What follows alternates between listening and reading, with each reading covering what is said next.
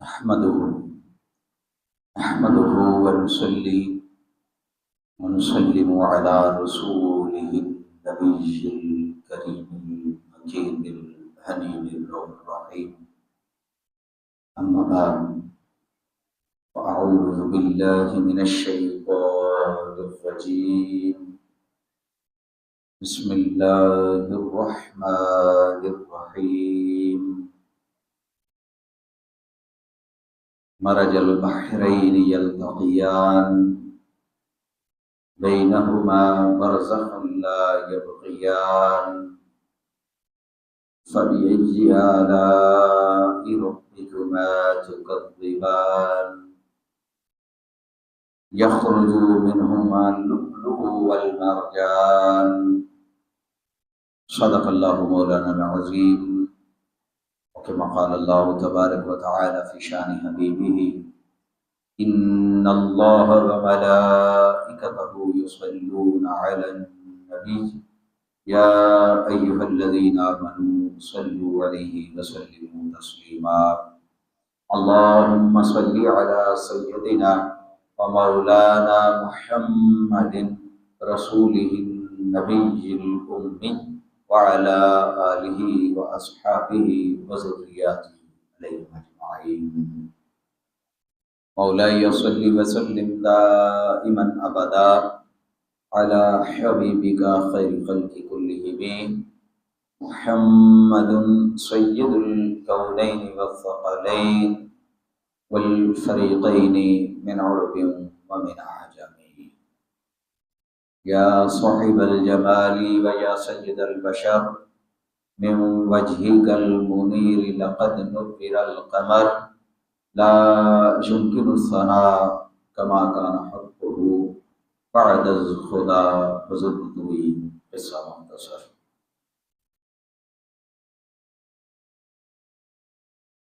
بے شمار اور کروڑہ مرتبہ شکر بجا لاتے ہیں اس عظیم بادشاہ کا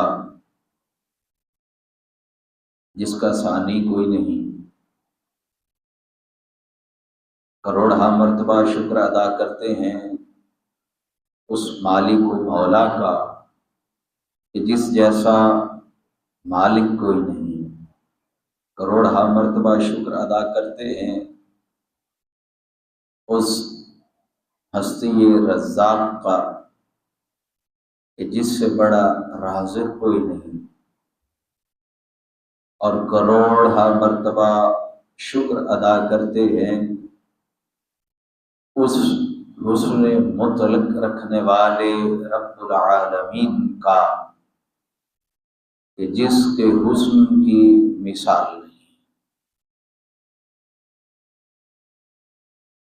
اللہ رب العزت کی ذات کا شکر ادا کرنے کے بعد بے پناہ محبت، عقیدت، ادب اور احترام کے ساتھ عزیز جان کریم آقا علیہ الصلاۃ والسلام آپ کی عظیم اعلیٰ اور عرفہ بارگاہ اقدس میں ہدیہ درود و سلام پیش کرتے ہیں. حاضرین سامعین گرامی قدر، ہماری آج کی جو گفتگو ہے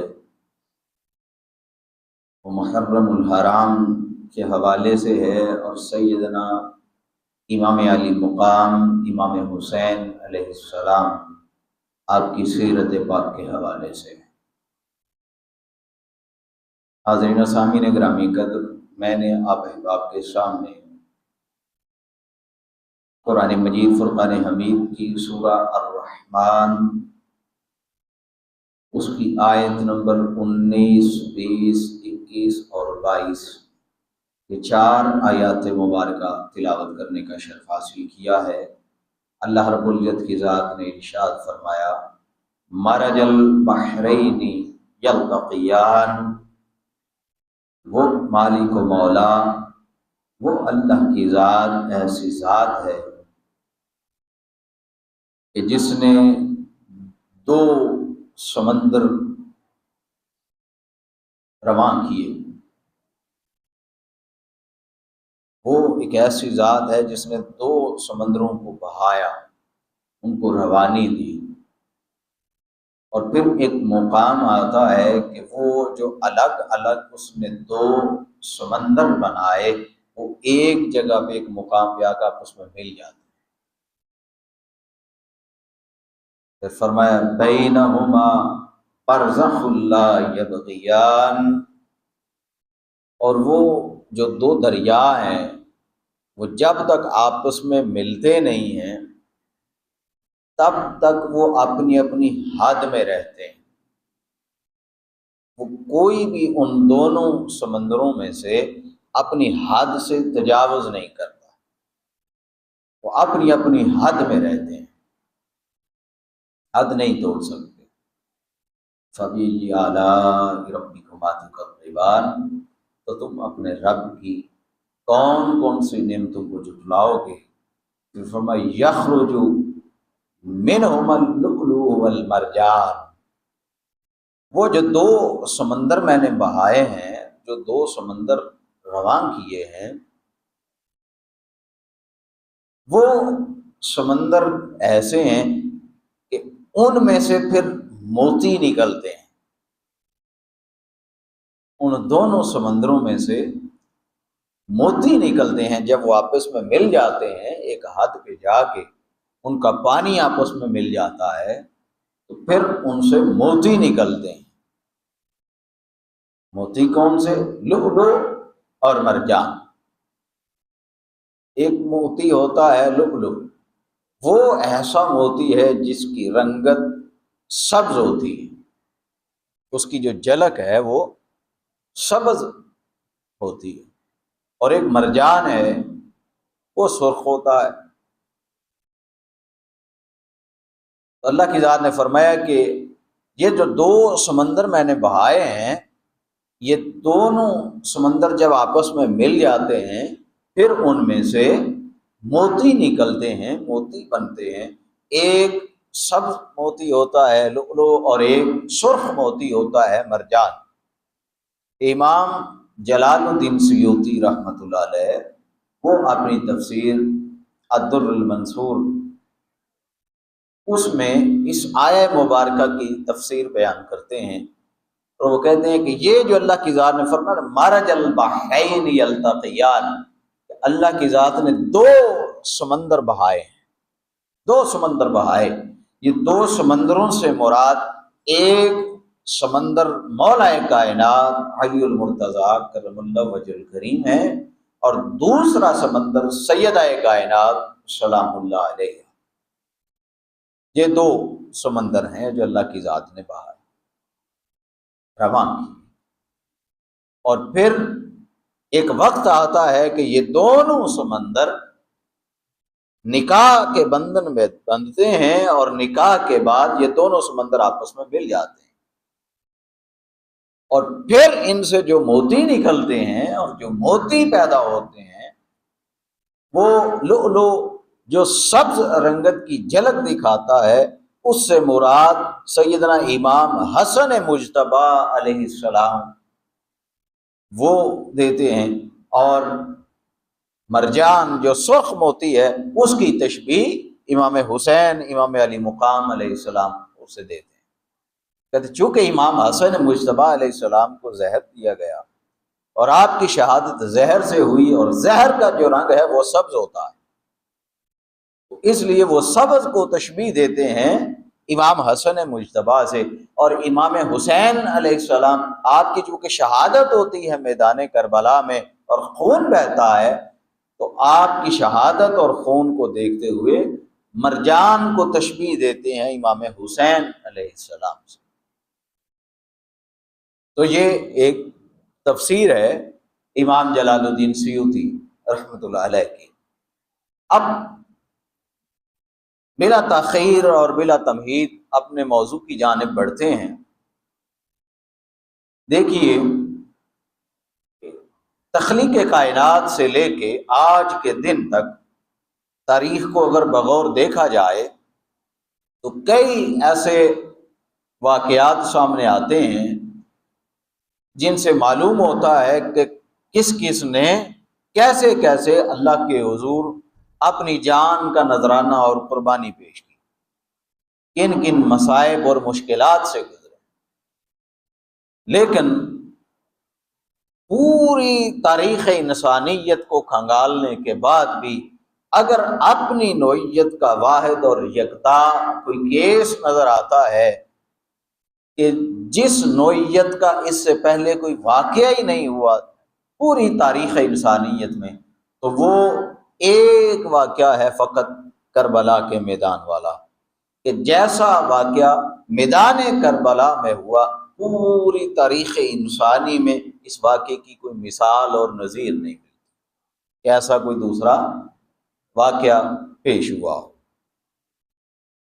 اور پھر قربانی کی ایک ایسی مثال ہے کہ انسان کی عقل دنگ رہ جاتی ہے کہ کوئی کیسے اپنے رب کی محبت میں گم ہو کر اور اپنے رب کی محبت میں ڈوب کر اتنی بڑی بڑی قربانیاں کیسے دے سکتا ہے، کیسے کوئی اپنے 18 سال کے نوجوان شہزادے کو اللہ کے حضور قربان کر سکتا ہے، کیسے کوئی اپنے 6 ماہ کے بچے کو اپنی گود میں لے کے اللہ کے حضور پیش کر سکتا ہے۔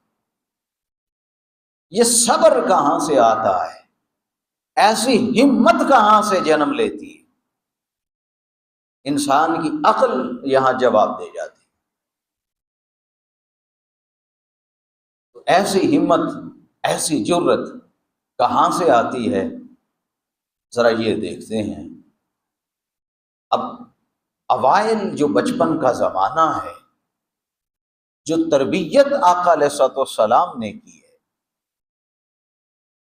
یہ ساری جرت، یہ شجاعت، یہ بہادری، یہ قربانی کا جذبہ، یہ آقا علیہ الصلوۃ والسلام نے جو تربیت فرمائی ہے اپنے شہزادگان کی، یہ وہیں سے یہ ہمت ملتی ہے، یہ ہمت وہیں سے جنم لیتی ہے۔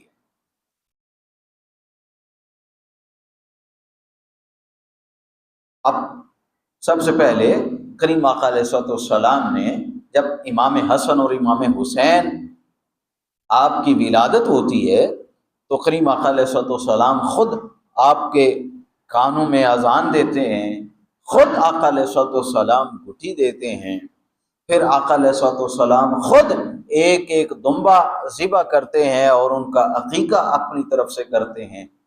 پھر روایت ہے کہ اللہ رب العزت کی ذات نے یہ جو 2 نام ہیں، ایک حسن اور ایک حسین، یہ دونوں نام اللہ رب العزت کی ذات نے ہمیشہ اپنے حجابات میں ان کو رکھا ہے، کبھی ان ناموں کو ظاہر نہیں کیا تھا، کبھی ظاہر نہیں فرمایا، اور ان کو اپنے حجابات میں رکھا، یہاں تک کہ کریم آقا علیہ الصلوۃ والسلام نے اپنے بیٹوں کے نام، یعنی اپنے جو نواسے ہیں ان کے نام حسن اور حسین رکھے۔ تو یہ وہ شہزادے ہیں کہ جن کے نام بھی جنتوں سے آتے ہیں، ان کے نام بھی جنتوں سے آتے ہیں۔ پھر یحییٰ بن ابی کثیر وہ روایت کرتے ہیں کہ کریم آقا علیہ الصلوۃ والسلام کی ان کے ساتھ محبت اتنی تھی کہ آقا علیہ الصلوۃ والسلام اگر ان کو روتے ہوئے دیکھ لیتے یا ان کی رونے کی آواز سن لیتے تو آقا علیہ الصلوۃ والسلام اپنا خطاب چھوڑ دیتے، اپنا ممبر چھوڑ دیتے، اور آقا علیہ الصلوۃ والسلام لپک کر دوڑتے ہوئے جاتے اور آقا علیہ الصلوۃ والسلام اپنے شہزادوں کو اٹھا لیتے، ان کو بوسہ دیتے۔ ایک دفعہ اسی طرح آقا علیہ الصلوۃ والسلام خطاب فرما رہے تھے، خطاب جمعہ، اور خطاب جمعہ کے درمیان آقا علیہ الصلوۃ والسلام کی نظر مبارک پڑی تو دیکھا کہ امام حسن اور امام حسین چھوٹے چھوٹے ننھے ننھے بچے، 2.5-3 سال کی عمر، اور سرخ کپڑے زیب تن فرمائے ہوئے، تو گرتے پڑتے جیسے چھوٹے بچے ابھی نیا نیا چلنا شروع کرتے ہیں تو گرتے پڑتے بچے چلتے ہیں، تو امام حسن اور امام حسین علیہ السلام اس طرح گرتے پڑتے آقا علیہ الصلوۃ والسلام کی بارگاہ اقدس میں حاضر ہوئے۔ جب آقا علیہ الصلوۃ والسلام نے مسجد میں آتے ہوئے شہزادوں کو دیکھا تو آقا علیہ الصلوۃ والسلام نے اسی وقت اپنا خطاب روکا اور آقا علیہ الصلوۃ والسلام لپک کر اپنے شہزادوں کی طرف بڑھے اور آقا علیہ السلام نے ان کو اٹھا لیا، گود میں اٹھا لیا۔ آقا علیہ السلام دونوں شہزادوں کو لے کے اپنے ممبر پر تشریف فرما ہوئے۔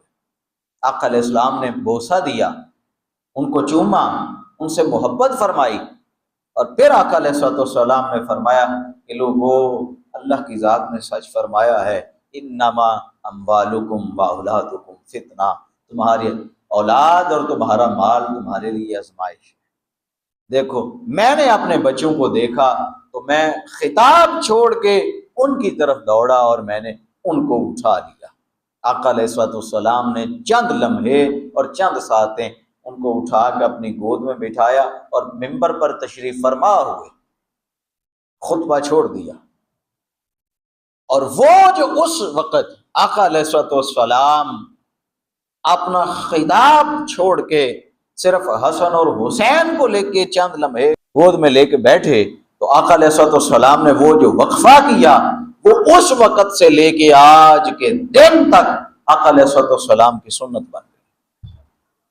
آج بھی جب کوئی امام جمعہ کا خطبہ دیتا ہے تو اس کے لیے بیٹھنا لازم ہے، وہ دونوں خطبے اکٹھے نہیں دے سکتا، دونوں خطبوں کے درمیان بیٹھنا وہ سنت کریم آقا علیہ السلام کی ہے کہ آقا علیہ السلام امام حسن اور امام حسین کو اپنی گود میں لے کے بیٹھے تھے، اور آقا علیہ السلام نے دونوں کے درمیان اس لیے وقفہ فرمایا کہ آقا علیہ السلام کی گود میں شہزادے تھے، وہ سنت بن گئی۔ پھر آقا علیہ السلام کی پشت پر شہزادے سوار ہوتے، آقا علیہ السلام کی پشت پر ایک دفعہ سوار ہوئے تو لوگوں نے ان کو اٹھانا چاہا، امام حسن اور امام حسین کو جب اٹھانا چاہا تو آقا علیہ السلام نے لوگوں کو منع فرما دیا۔ آقا علیہ السلام نے فرمایا نہیں، میرے ماں باپ ان پر قربان، ان کو چھوڑ دو، کھیلنے دو۔ تو آقا علیہ السلام کی پشت مبارک پر وہ کھیلتے رہے۔ پھر آقا علیہ السلام نے جب دیکھا کہ لوگ حسد کرتے ہیں، ان کی شکایات لے کر آتے ہیں، لوگ جلتے ہیں ان سے، جو میری محبت اور مودت ان سے ہے، میری اولاد سے، یہ محبت دیکھ کر، یہ شفقت دیکھ کر لوگ حسد کرتے ہیں، شکایات کے انبار لگاتے ہیں، شکوے کرتے ہیں۔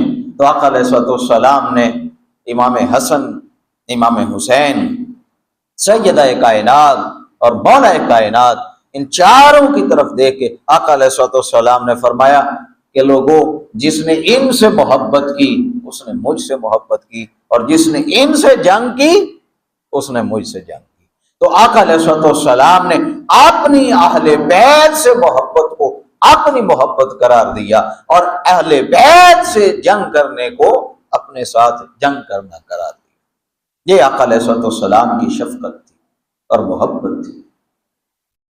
حضرت ابو ایوب انصاری رضی اللہ تعالیٰ عنہ جو میزبان رسول ہیں، وہ روایت کرتے ہیں کہ آقا علیہ السلام کی بارگاہ اقدس میں ایک دفعہ حاضر ہوا تو دیکھا آقا علیہ السلام نے اپنے دونوں شہزادوں کو اپنی گود میں بٹھایا ہوا ہے، اور آقا علیہ السلام کی گود میں وہ دونوں کھیل رہے ہیں۔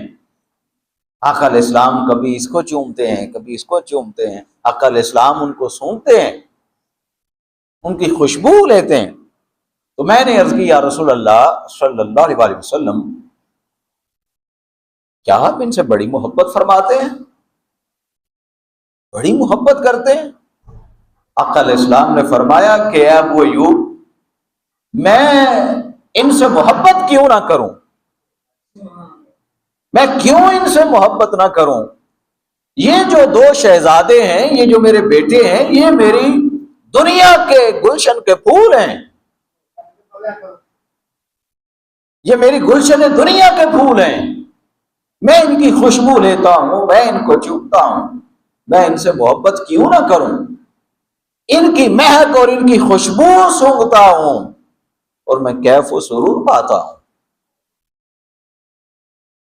سوچئے، امت نے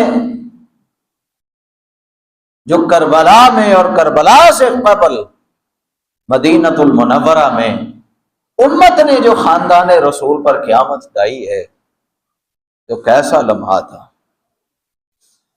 کہ جن کو آقا علیہ الصلوۃ والسلام فرمائیں کہ یہ میری گلشن ہے، دنیا کے دو پھول ہیں، آقا علیہ السلام ان کو سونگتے ہیں، آقا علیہ السلام ان کو چومتے ہیں، آقا علیہ السلام ان کی خوشبو محسوس کرتے ہیں، ان کی خوشبو لیتے ہیں، تو آقا علیہ السلام کے گلشن کے پھولوں کو کس طرح مسلا گیا؟ ایک کو 6 مرتبہ زہر دیا گیا اور دوسرے کو پورے خاندان اور خانوادے سمیت تپتے ہوئے صحراؤں میں شہید کر دیا گیا۔ آقا علیہ السلام کی اہل بیت کے ساتھ اور ان کے پھولوں کے ساتھ امت نے یہ سلوک کیا ہے۔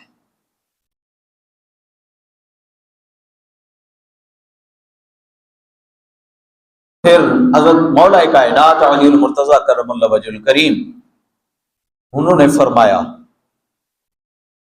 وہ فرماتے ہیں کہ اگر کوئی شخص یہ چاہے کہ وہ دیکھے آقا علیہ السلام گردن سے لے کے اپنے پیٹ شکم مبارک تک کیسے تھے، اگر آقا علیہ السلام کی تصویر کوئی دیکھنا چاہے تو وہ حسن مجتبیٰ کو دیکھے، اور اگر پیٹ سے لے کے قدم تک آقا علیہ السلام کی تصویر کوئی دیکھنا چاہے، آقا علیہ السلام کیسے تھے شبیہ دیکھنا چاہے تو وہ حسین ابن علی کو دیکھے۔ تو امت نے وہ جو کریم آقا علیہ السلام کی شبیہ تھے، جو آقا علیہ السلام کی تصویر تھے، امت نے ان پر قیامت ڈائی ہے، امت نے ان کے خاندان پر ظلم کیے۔ آقا علیہ السلام نے ایک اور جگہ ارشاد فرمایا، اس کے بھی راوی مولا کائنات خود ہیں، مولا کائنات علی المرتضیٰ کرم اللہ وجہ الکریم وہ روایت کرتے ہیں، آقا علیہ السلام نے فرمایا کہ میں یہ فاطمہ، یہ حسن اور حسین، یعنی مولا کائنات اپنے متعلق فرما رہے ہیں کہ میں اور یہ میری زوجہ اور میرے دونوں بیٹے، آقا علیہ السلام نے ان کی طرف اشارہ کر کے فرمایا کہ جو ہم سے محبت کرتا ہے، جو ہم سے اہل بیت سے محبت کرے، تو قیامت والے دن یہ پورے 5 تن پاک اور وہ جو ان سے محبت کرنے والا ہے وہ ایک ہی جگہ پر، ایک ہی مقام پر ہوں۔ اور آقا علیہ السلام نے فرمایا کہ اس کے لیے خوشخبری یہ ہے جو ہم سے محبت کرے، جو ہم سے مودت رکھے، اس کے لیے خوشخبری یہ ہے کہ وہاں جب ہم اکٹھے ہوں گے تو پھر ہمارا کھانا پینا بھی اکٹھا ہوگا، ہم ایک ہی جگہ کھائیں پیئیں گے۔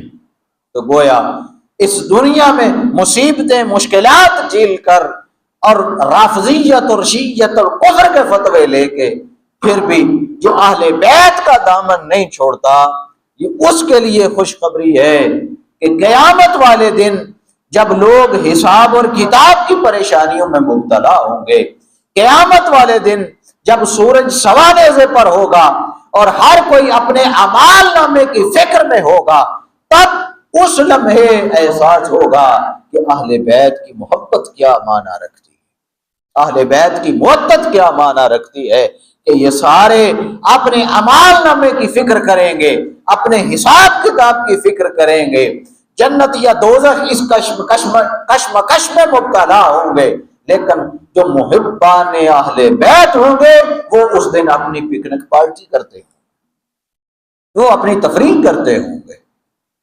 کیوں؟ کہ انہوں نے مشکلات اسی دنیا میں جھیل لی، فتوے جھیل لی۔ آقا علیہ السلام نے فرمایا کہ ہم اس وقت تک اکٹھے رہیں گے، یعنی اہل بیت اور اہل بیت سے محبت کرنے والے اس وقت تک اکٹھے رہیں گے کہ جب تک اللہ کی ذات ساری دنیا کا حساب کر کے ان کو جدا جدا نہیں کر دیتی۔ پھر حضرت عبداللہ ابن عباس رضی اللہ تعالیٰ وہ روایت کرتے ہیں کہ آقا علیہ السلام نے فرمایا کہ لوگوں، میں درخت ہوں، میں ایک درخت ہوں، فاطمہ اس کی ٹہنی ہے، علی اس کا شگوفہ ہے، اور حسن اور حسین اس درخت کے پھل ہیں۔ اور جو محبت کرنے والے ہیں اہل بیت سے، جو ہم سے محبت کرنے والے ہیں، ان کا عالم یہ ہے کہ وہ ایسے ہیں، ان کی مثال ایسی ہے کہ جیسے درخت پر پتے لگے۔ آقا علیہ السلام نے فرمایا کہ یہ درخت بھی، اس کی ٹہنی بھی، اس کا شگوفہ بھی، اس کا پھل بھی، اور اس درخت پر لگے ہوئے پتے بھی، یہ سب کے سب جنت میں داخل ہوں گے۔ اللہ کی ذات ہر کسی کو جنت میں داخل کرے گی، یہ سارے جنتی ہوں گے۔ فرمایا یہ حق ہے، حق ہے، حق۔ پھر اسی طرح آقا علیہ السلام نے فرمایا کہ یہ حسن اور حسین یہ جنت کے دو ستون ہیں۔ جنت میں جب اللہ کی ذات کا عرش لگایا جائے گا تو عرش ان دو ستونوں کے اوپر لگایا جائے گا۔ حسن اور حسین دو ستون ہیں۔ آقا علیہ السلام نے فرمایا کہ اس کی مثال یہ ہے کہ جب جنتی جنت میں داخل ہو جائیں گے تو پھر جنت عرض کرے گی، اے میرے رب، اے باری تعالیٰ، اے میرے پروردگار، تو نے مجھ سے وعدہ فرمایا تھا کہ اے جنت میں تجھے دو ستونوں کے ساتھ زینت بخشوں گا، تیرے حسن میں اضافہ کروں گا دو ستونوں کے ساتھ۔ تو باری تعالیٰ وہ دو ستون کہاں ہیں، کون سے ہیں جن کے ساتھ تو مجھے زینت بخشے گا، مجھے مزین اور آراستہ کرے گا؟ تو اللہ کی ذات فرمائے گی، اے جنت، کیا میں نے حسن اور حسین کی موجودگی میں تجھے مزین کر نہیں دیا؟ کیا وہ تیرے سردار مقرر نہیں کر دیے؟ وہ عرض کرے گی، ہاں باری تعالیٰ یہی ایسا ہی ہے۔ اللہ کی ذات فرمائے گی، یہی میرے دو ستون ہیں، انہی سے تجھے مزین کرنا۔ تو جنت کی جو زینت بنیں گے وہ بھی حسن اور حسین ہوں، وہ بھی حسن اور حسین ہوں۔ جنت جن سے آراستہ اور مزین ہوگی۔ پھر حضرت عمر بن خطاب رضی اللہ تعالیٰ عنہ وہ فرماتے ہیں کہ آقا علیہ السلام نے فرمایا کہ یہ ہم جو پانچ لوگ ہیں یعنی کریم آقا علیہ السلام کی ذات ہے، مولا کائنات ہیں، سیدہ کائنات ہیں، اور حسن اور حسین ہیں۔ آقا علیہ السلام نے فرمایا کہ جنت میں ایک سفید گنبد ہوگا، اور اس سفید گنبد کے اوپر اللہ کی ذات کا عرش ہوگا، اور اس عرش کے سائے میں اس سفید گنبد کے نیچے صرف اور صرف ہم پانچ ہوں گے، ہم پانچوں کے علاوہ چھٹا کوئی شخص وہاں موجود نہیں۔ یعنی یہ حسن و حسین وہ ہستی ہے کہ جن کو قیامت والے دن بھی جنت میں اللہ رب العزت کی ذات اپنے نور کے سائے میں رکھے، اپنے نور کے سائے میں رکھے۔ یہ وہ ہستیاں ہیں۔ حاضرین و سامعین گرامی قدر، یہ فضائل تھے، یہ مناقب تھے ان کے، امام حسن اور امام حسین کے۔ یہ آقا علیہ السلام کی تربیت تھی۔ اور آپ جانتے ہیں کہ جتنا بڑا انعام دیا جائے، جتنی بڑی بشارت دی جائے، جتنی بڑی نوید سنائی جائے، آزمائش اتنی بڑی ہوتی ہے۔ جب آقا علیہ السلام فرما رہے تھے نا کہ یہ دونوں جنت کے پھول ہیں، یہ دونوں جنت کے سردار ہیں، تو اس وقت 5-6 سال عمر تھی، کتنی؟ 5 یا 6 سال۔ اب اس وقت تو آزمائش نہیں آئی، تو پھر آقا علیہ السلام تو فرما گئے۔ ابھی 8 یا 9 برس عمر مبارک تھی کہ آقا علیہ السلام اللہ کی بارگاہ میں تشریف لے جاتے ہیں۔ 8 یا 9 برس کی عمر مبارک تھی حضرت امام حسن اور حسین کی۔ آقا علیہ السلام اللہ کے حضور تشریف لے جاتے ہیں۔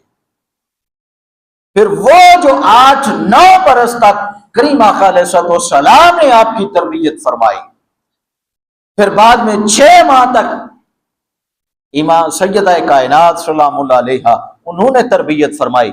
9-9.5 برس عمر مبارک ہے، پھر والدہ بھی اس دنیا سے تشریف لے گئیں۔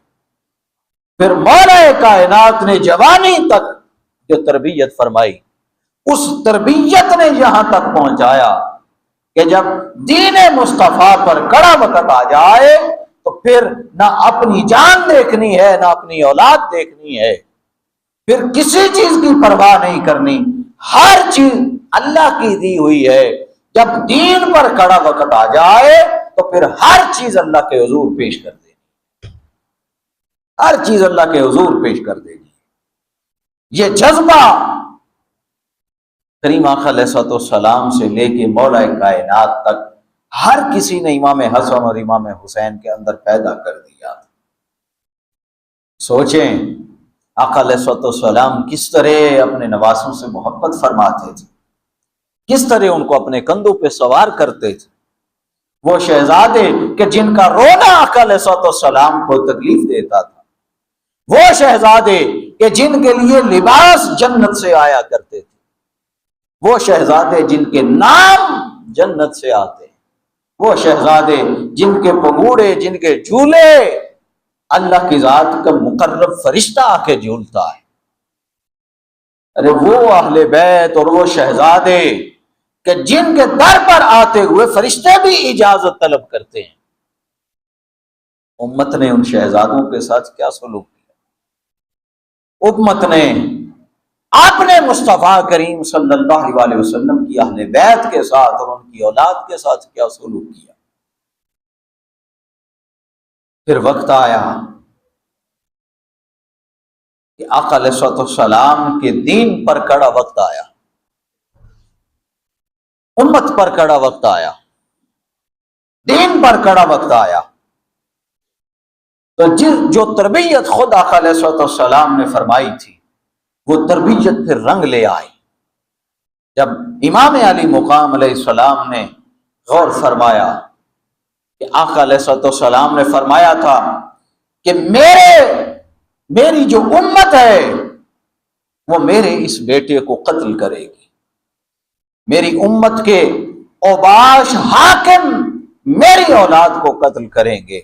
حضرت ام سلمہ رضی اللہ تعالیٰ عنہ وہ بیان فرماتی ہیں کہ آقا علیہ الصلوۃ والسلام نے فرمایا کہ یہ جو حسین ہے، اس حسین کو عراق کی سرزمین کربلا میں قتل کیا جائے گا۔ اور پھر آقا علیہ الصلوۃ والسلام نے فرمایا کہ ام سلمہ یہ مٹی ہے، یہ جبرائیل مٹی لے کر آئے ہیں اور انہوں نے یہ مٹی مجھے اس جگہ کی دی ہے کہ جس جگہ حسین کا خون بہایا جائے گا۔ اے ام سلمہ اس مٹی کو سنبھال کے رکھنا، اس مٹی کو سنبھال لینا، اور جب یہ مٹی خون میں بدل جائے تو پھر سمجھ لینا کہ آج میرے بیٹے حسین ابن علی کو قتل کر دیا گیا۔ جب یہ مٹی خون میں بدل جائے، گویا آقا علیہ الصلوۃ والسلام نے اپنی نگاہ نبوت سے دیکھا کہ جب میرا شہزادہ اور میرا بیٹا شہید کیا جائے گا تو اس وقت سوائے ام سلمہ کے میری اور کوئی زوجہ بھی حیات نہیں ہوگی۔ آقا علیہ السلام نے اپنی نگاہ نبوت سے دیکھتے ہوئے وہ مٹی کی شیشی حضرت ام سلمہ کے حوالے کر دی۔ حضرت ام سلمہ اور حضرت ابن عباس وہ دونوں روایت کرتے ہیں کہ پھر ایک دن حضرت ام سلمہ تو اپنے گھر میں سوئی ہوئی تھی، دوپہر کا وقت تھا، آرام کر رہی تھی، تو جب سوئی ہوئی تھی تو ان کی خواب میں کریم آقا علیہ الصلوۃ والسلام تشریف لائے۔ آقا علیہ الصلوۃ والسلام حضرت ام سلمہ کی خواب میں تشریف لائے۔ آقا علیہ الصلوۃ والسلام کے جو زلف مبارک تھی، جو آپ کے بال مبارک تھے، وہ گرد آلود تھی۔ آقا علیہ الصلوۃ والسلام کی جو داڑھی مبارک ہے، آقا علیہ السلام کی داڑھی مبارک گرد آلود تھی، مٹی لگی ہوئی تھی۔ محسوس ہو رہا تھا کہ آقا علیہ الصلوۃ والسلام کسی میدان جنگ سے تشریف لائے۔ حضرت ام سلمہ وہ بتاتی ہیں کہ میں نے روتے ہوئے آقا علیہ الصلوۃ والسلام سے عرض کی، یا رسول اللہ، اے میرے تاجدار، اے میرے آقا، کیا ہوا؟ یہ آپ کے سر مبارک پر اور آپ کی داڑھی مبارک پر خاک کیسی ہے؟ آقا علیہ الصلوۃ والسلام نے فرمایا، اے ام سلمہ، میں آج صبح سے لے کے شام تک سارا دن کربلا کی زمین پر موجود تھا، میں میدان کربلا میں موجود رہا، اور میں اپنے حسین کی استقامت دیکھتا رہا، اس کی قربانی دیکھتا رہا۔ اے ام سلمہ اٹھ کے دیکھ لے، وہ جو شیشی تجھے دی تھی، آج سارا دن اپنے حسین کے اصحاب کا خون اس شیشی میں جمع کرتا رہا ہوں، اٹھ کے دیکھ وہ شیشی خون میں بدل چکی ہے، میرا حسین اپنے خاندان سمیت شہید ہو گیا۔ حضرت ام سلمہ وہ بتاتی ہیں کہ میں اسی وقت اٹھی، میں نے الماری سے وہ شیشی نکالی، دیکھا تو وہ شیشی واقعی خون میں بدل چکی تھی۔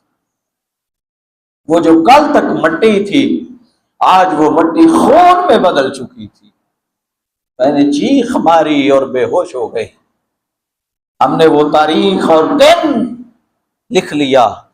بعد میں جب قافلے آئے کربلا سے تو پتہ چلا کہ اسی دن جس وقت آقا علیہ الصلوۃ والسلام میری خواب میں تشریف لائے تھے، این اسی وقت حسین ابن علی شہید ہو گئے۔ لوگوں، وہ حسین ابن علی کی شہادت، وہ جو واقعہ رونما ہوا، آقا علیہ الصلوۃ والسلام نے 60 برس قبل اس واقعے کو بیان فرمایا۔ آقا علیہ الصلوۃ والسلام نے فرما دیا تھا کہ جب 60 ہجری شروع ہوگا تو سن 60 ہجری میں جو لوگ تخت پر براجمان ہوں گے ان لوگوں سے پناہ مانگو، سن 60 ہجری سے پناہ مانگو۔ آقا علیہ الصلوۃ والسلام نے یہ فرمایا تو حضرت ابو ہریرہ رضی اللہ تعالیٰ عنہ انہوں نے آقا علیہ السلام سے کچھ پوچھا ہوگا، آقا علیہ السلام نے ان کو کچھ بتایا ہوگا، تو پھر آقا علیہ الصلوۃ والسلام کے اس دنیا سے جانے کے بعد حضرت ابو ہریرہ خلفائے راشدین کے دور میں تو خاموش رہے، لیکن جب امام حسن مجتبیٰ علیہ السلام آپ کی شہادت ہو گئی تو پھر حضرت ابو ہریرہ مدینہ کے بازاروں میں گھومتے اور مدینہ کے بازاروں میں بلند آواز سے دعا کرتے رہتے، اللہم انی اعوذ بک من رأس الدین و امارت الصبیان، اے اللہ میں سن 60 ہجری سے اور اوباش لوڈو کی حکومت سے تیری پناہ چاہتا ہوں۔ حضرت ابو ہریرہ یہ دعا کیا کرتے۔ لوگ پوچھتے تو ہوں گے کہ ابو ہریرہ سن 60 ہجری سے کیوں پناہ مانگتے ہو؟ دعا کرتے باری تعالیٰ اس سے پہلے مجھے موت دے دے۔ لوگ پوچھتے تو ہوں گے، جب لوگ پوچھتے تو حضرت ابو ہریرہ وہ فرماتے کہ میں نے رسول اللہ سے علم کے 2 تھیلے لیے ہیں، 2 طرح کا علم لیا ہے، ایک وہ جو تمہارے اندر عام کر دیا ہے اور دوسرا وہ کہ اگر اس سے کچھ بیان کروں خدا کی عزت کی قسم تم میری گردن اتار دو، تم مجھے قتل کر دو، وہ علم نہیں بتا سکتا۔ لوگ اصرار کرتے تو آپ فرماتے ایک چیز بتا دیتا ہوں، وہ یہ کہ سن 60 ہجری میں کربلا میں عراق میں حسین ابن علی کو شہید کیا جائے گا۔ یہ وہ اتنی بات فرماتے تھے۔ پھر آقا علیہ السلام نے فرمایا ان ہلاک امتی اور فساد امتی رعوس امرا خیلمۃ صبھا من قریش، بے شک میری امت کی ہلاکت اور فساد قریش کے بے وقوف اور اوباش لوڈو کے ہاتھوں ہوگا۔ آقا علیہ السلام نے ان کو لونڈے فرمایا۔ تو جب آقا علیہ السلام کے دین پر اور امت پر کڑا وقت آیا، آقا علیہ السلام نے جس سے محبت کی تھی، آقا علیہ السلام نے جن کو پیار کیا تھا، جس محبت اور پیار کی مثال ملنا ممکن نہیں ہے، پھر وہ نواسے اور وہ امام علی مقام امام حسین علیہ السلام وہ پھر بقائے دین کے لیے نکلے، وہ پھر بقائے امت کے لیے نکلے۔ ایک وہ وقت تھا کہ حسین ساری رات نماز ادا کرتے، قرآن کی تلاوت کرتے، اوامر اور نواہی اس کا سلسلہ جاری رہتا، سخاوت کرتے، لوگوں کے حالات دیکھتے۔ پھر وہ وقت آیا کہ جب حسین ابن علی حج بھی چھوڑتے، عمرہ بھی چھوڑتے اور عبادات بھی اپنی چھوڑتے، حرم مکہ جیسی سرزمین کو چھوڑ کے کربلا کا سفر کرتے ہیں فقط دین کے لیے اور بقائے دین کے لیے۔ حضرت امام علی مقام امام حسین جانتے تھے کہ یہ دین وہ گلشن ہے جس کی آبیاری کے لیے میرے نانا نے بڑی قربانیاں دی ہیں، میرے محبوب قائد نے اس دین کو بچانے کے لیے بڑی قربانیاں دی ہیں۔ اور امام علی مقام علیہ السلام وہ جانتے تھے کہ اب وہ سن 60 ہجری شروع ہو چکا ہے کہ جب میرے نانا کی امت میرے نانا کے دین کو تباہ و برباد کرے گی، اوباش حکمران اس کو تباہ کریں گے۔ اب اس کو کچلنے کا، اس باطل کو کچلنے کا وقت آ پہنچا تھا۔ ایک ظالم اور جابر حکمران کے سامنے کھڑا ہونا، اس کھڑے ہونے کا وقت آ چکا تھا کہ جب شراب پینا، زنا کرنا، قتل و غارت کرنا، ظلم کرنا عام ہو چکا تھا، تو اس وقت امام علی مقام ان کو یہ فرمان یاد آتا، بار بار ذہن میں وہ فرمان یاد آتا کہ میری امت کی ہلاکت قریش کے اوباش حکمرانوں کے ہاتھوں ہوگی۔ جب یہ چیز یاد آتی تو امام علی مقام کا حوصلہ اور ہمت بڑھ جاتی۔ لوگوں، امام علی مقام ان کو معلوم تھا، وہ جانتے تھے کہ اس سے پہلے بھی پرفتن دور گزر چکا ہے، وہ جانتے تھے کہ اس سے پہلے بھی میرے آقا، میرے محبوب قائد وہ تکلیفیں اٹھا چکے۔ اس دعوت دین کے لیے میرے نانا نے طائف میں پتھر بھی کھائے، اس دعوت دین کے لیے میرے نانا نے ابو لہب کی گالیاں بھی سنی، جس کی تردید میں پھر قرآن کی آیت اتری۔ وہ جانتے تھے کہ میرے نانا کی امت نے قربانیاں دی ہیں۔ حضرت سمیہ نے قربانیاں دی، جو پہلی غلام تھی آقا علیہ السلام کی، جنہوں نے اسلام قبول کیا۔ پھر وہ حضرت خبیب کو بھی جانتے تھے، جن کو فقط دین اسلام کی بات کرنے پر سولی پر لٹکایا جاتا تھا۔ وہ حضرت خبیب کے تیروں والی بات بھی جانتے تھے، وہ صحابہ کرام کا شیب ابی طالب میں محصور ہونا بھی جانتے تھے۔ وہ 3 سال تک شیب ابی طالب میں محصور خواتین اور بچیوں کا دل بلانا بھی جانتے تھے۔ وہ 3 سال تک ان کی پریشانیوں اور ان کی موت کو بھی جانتے تھے۔ پھر امام حسین اس وقت کی تلاش میں تھے کہ کب اس کی طرف نکلا جائے۔ جب وقت آیا، امام علی مقام نے اپنا تن، من، دن، اپنی دولت، اپنا خاندان، اپنا مال، ہر چیز اللہ کے حضور پیش کر دی۔ لوگوں، امام علی مقام امام حسین علیہ السلام نے اتنی قربانی پیش کی کہ اپنے 72 نفوس جو اپنے اعزہ و اقربا، اپنے اصحاب کے تھے، اپنی اہل بیت کے، وہ 72 نفوس کربلا کے میدان میں شہید ہو گئے۔ امام علی مقام علیہ السلام وہ شہید ہو کے پیغام دے گئے کہ لوگوں، محبت حسین کو کبھی رسمی نہ رہنے دینا، بلکہ اسے اپنے عمل سے اپنے حال اور کال میں شامل کر لینا اور اپنی زندگی کا مقصد بنا لینا۔ امام حسین سبق دے گئے کہ لوگوں دیکھو، یہ باطل یزیدی کردار ہوتا ہے، یہ حق والا حسینی کردار ہوتا ہے۔ امام علی مقام وہ بتا گئے کہ یزید ایسا شخص ہے کہ اس نے کبھی کھلم کھلا اسلام کا انکار نہیں کیا۔ یزید نے کبھی یہ نہیں کہا کہ میں بتوں کو پوجتا ہوں، یزید نے کبھی عام مساجد کو بھی مسمار نہیں کیا۔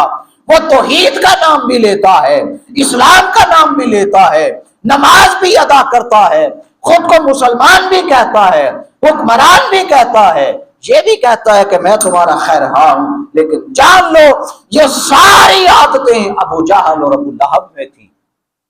وہ بھی اسی طرح کیا کرتے تھے، وہ بھی حب اللات، عزیٰ اور منات کی عبادت کیا کرتے، وہ بھی کہتے کہ ہم آپ کے خیر خواہ ہیں۔ لیکن امام علی مقام نے بتایا کہ لوگوں، یزیدی کردار یہ ہے کہ مسلمان بھی ہو اور اسلام سے دھوکہ بھی کرے، یہ کردار یزیدی ہے۔ امانت کا دعویٰ بھی کرے اور پھر اس میں خیانت بھی کرے، یہ یزیدی کردار ہے۔ نام اسلام کا لیا جائے اور مسلط آمریت کی جائے، یہ یزیدی کردار ہے۔ اپنے سے اختلاف کرنے والوں کو کچل دیا جائے، یہ یزیدیت ہے۔ اسلام سے دھوکہ اور فریب کیا جائے، یہ یزیدیت ہے۔ معصوم بچیوں کے مال کو ہڑپ کیا جائے، اس کا نام یزیدیت ہے۔ مخالف کو کچلنا، جبرن بیعت لینا، ووٹ لینا، یہ یزیدیت ہے۔ اور ہر کسی کے خلاف اٹھ کر کھڑے ہو جانا اور اپنی جان قربان کر دینا، یہ حسینیت ہے۔ لوگوں، سب سے پہلے اپنے اندر حسینیت کی جھلک کو پیدا کرو، سب سے پہلے حسین کی سیرت کو اپنے سینوں میں جگہ دو، اپنے کردار میں حسینی جھلک پیدا کرو، یزیدیت کے ساتھ ٹکرانے کا حوصلہ اور ہمت بھی پیدا کرو، کیونکہ یہ دنیا ہر کسی نے چھوڑ جانی ہے۔ نہ آپ نے بیٹھے رہنا ہے، نہ میں نے بیٹھے رہنا ہے۔ دنیا وہ بھی چھوڑ گیا جس نے بیش بہا ظلم کیے، اقتدار کا نشہ جس کو لے ڈوبا وہ بھی دنیا سے چلا گیا، جس نے مظلوموں کا، معصوموں کا خون بہایا، ظلم کے پہاڑ گرائے، وہ بھی چلا گیا، جس نے اپنے سینے پر تیر کھائے وہ بھی اس دنیا سے چلا گیا، رہا کوئی بھی نہیں۔ شریعت کی پیروی کی، مخلوق کی خدمت کی، وہ شخص بھی اس دنیا سے چلا گیا۔ یزیدیت تباہی اور بربادی چھوڑ کر گیا، حسین محبت، اخوت اور بہادری چھوڑ کر گیا ہے۔ حسین شجاعت کو چھوڑ کر گیا ہے، حسین عدل کو چھوڑ کر گیا ہے۔ لوگوں، حسینیت یہ ہے، حسینی کردار یہ ہے کہ ہر ظلم کے خلاف کھڑا ہوا جائے، ہر باطل کے خلاف ٹکر لی جائے، اور اپنے کردار کو اجلا کر کے مصطفیٰ کریم کے دین کے لیے ہر قسم کی قربانی دے دی جائے۔